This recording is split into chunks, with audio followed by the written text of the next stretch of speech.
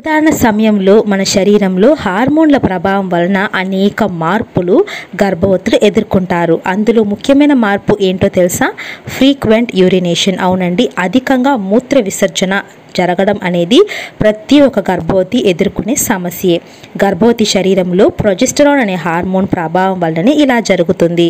మొదటి త్రైమాసంలో అయితే ఈ ప్రొజెస్టెరాన్ హార్మోన్ అనేది ఎక్కువగా విడుదల అవ్వడం వలన మన యొక్క మూత్రపిండాలు, వాటి యొక్క నాళాలు మరియు వజైనా భాగంలోని కండరాలు అనేవి రిలాక్స్ అవుతాయి.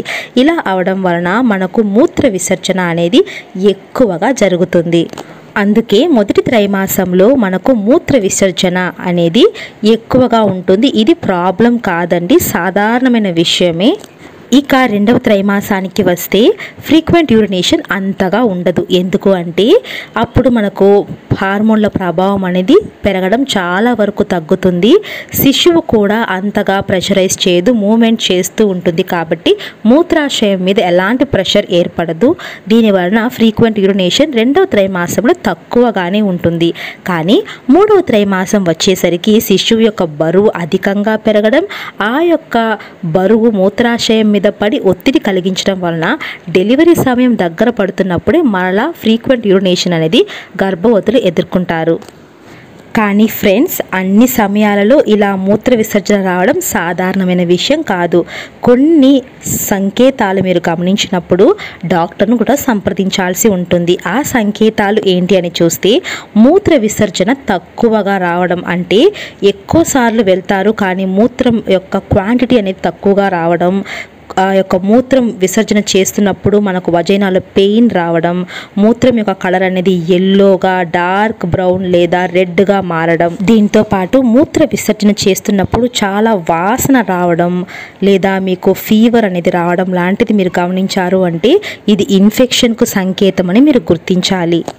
ఇలా ఇన్ఫెక్షన్ సంకేతాలు మీరు గమనించినప్పుడు డాక్టర్ సహకారం తప్పకుండా తీసుకోవాలి.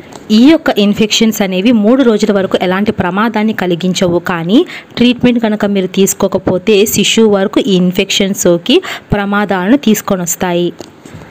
కాబట్టి ఫ్రెండ్స్, ఇలాంటి ఇన్ఫెక్షన్స్ రాకుండా ఉండాలి అంటే మీరు ముందుగానే జాగ్రత్తలు తీసుకోవాలి. ముఖ్యంగా మనము నీటి శాతాన్ని అధికంగా తీసుకోవాలి. రోజుకు 2.5 నుండి 3.5 లీటర్ల నీరు అనేది గర్భవతికి అవసరమవుతుంది. నీటితో పాటు పండ్లు మరియు పండ్ల రసాలు అనేవి అధికంగా తీసుకోవాలి. అప్పుడప్పుడు కొబ్బరి నీరు కూడా తాగుతూ ఉండాలి. దీంతో పాటు మధ్యాహ్న సమయంలో భోజనం మధ్యలో పెరుగు అనేది ఖచ్చితంగా మీరు యాడ్ చేసుకోవాలి.